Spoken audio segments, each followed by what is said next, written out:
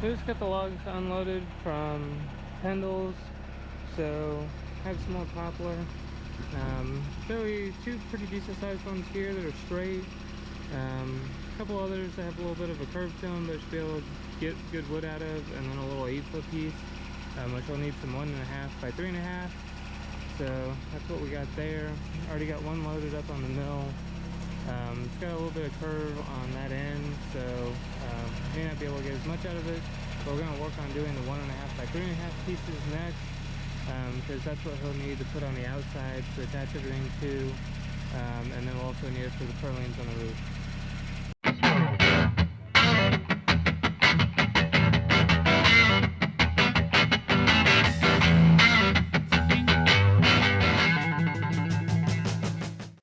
Welcome back to the Schmitter's 100-acre woods.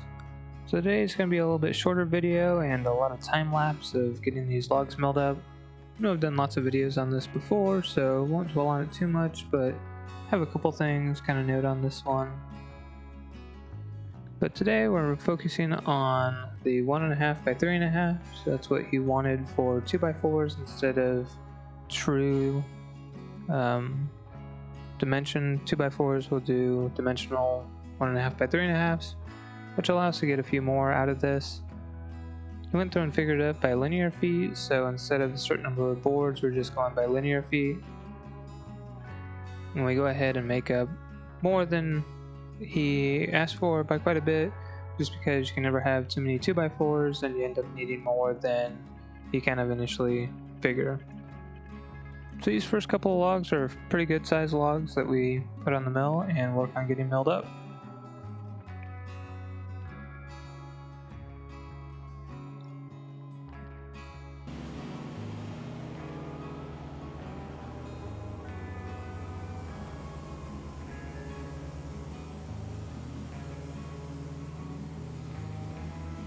This is a really clean tree and doesn't have a lot of defects in it, so it's making really nice boards.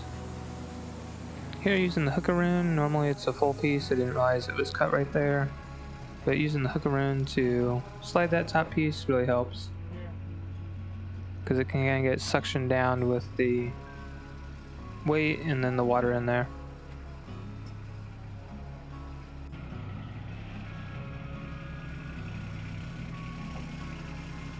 And another thing that we picked up is a 14-inch putty knife. So this works really well. We've been using like a 6-inch one, which for some of the bigger logs you have to go through a couple times, but that nice big 14, you can do one swipe down the log, get all the sawdust off, and really speeds up that process of just doing one swipe and being done. And here you can see this is the first time using the solenoid for the water, so if you haven't seen that video, go check that out. Kind of get that installed, and this is the first time actually using it and just seeing if there's any issues, and it works really well. It's an easy install and makes it so you have one less thing you need to remember to do as you're milling the log. Definitely in the first few runs where you have the debarker going and watching the blade guide to make sure you don't hit because it's not trued up to a square.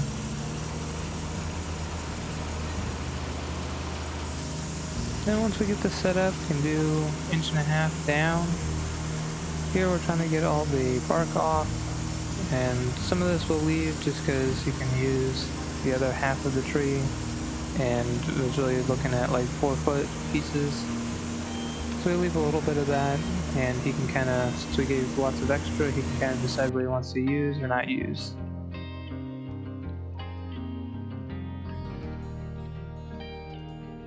You can see milling up these big logs that have a lot of sawdust that gets accumulated over there on the right hand side. Milling through that big material just has a lot of dust that starts to build up. So with the concrete floor, we're able to go through and just use actually a snow shovel to kind of push it into the corner.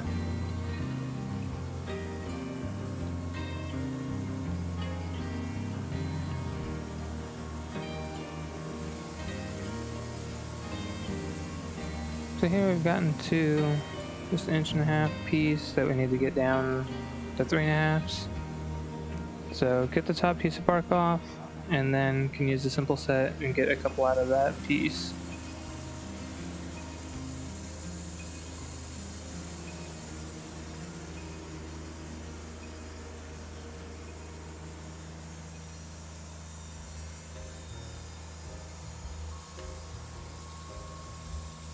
So then we'll go through and work on getting all of those cut up on the right hand side into the 1.5 inch by 3.5.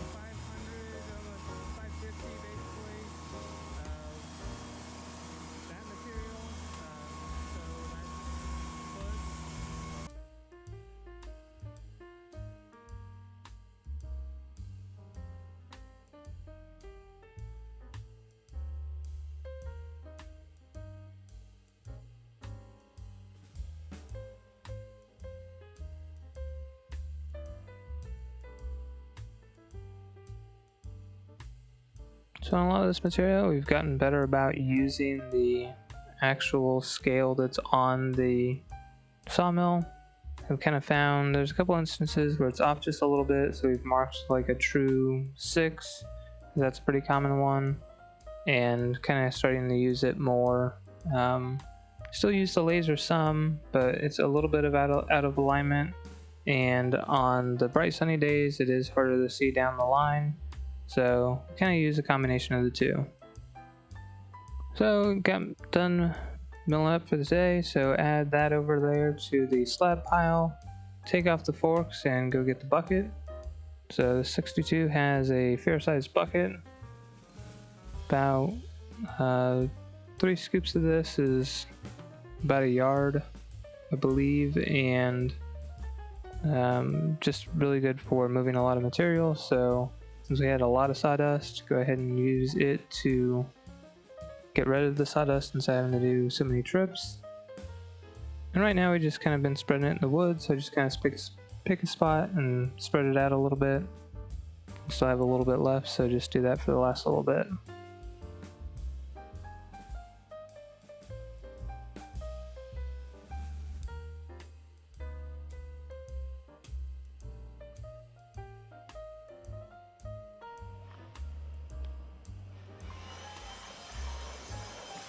Then I actually did another calculation after this, and I missed a few boards, but it's closer to 1,200 feet is what we got for the total amount.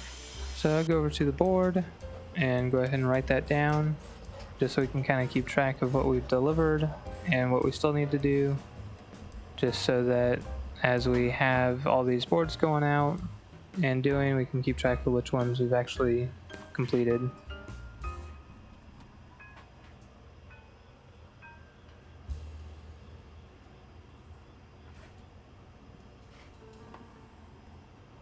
And then just try to keep up with the date so that you know when the last time I updated it was. So this was the 1st of September. And just kind of add in there that the number of linear feet that are remaining. So since we have more than enough there, put a 0. And one last look at the solenoid. Definitely going 2 thumbs up on the solenoid thing. Yeah. Yeah, it seems to work well.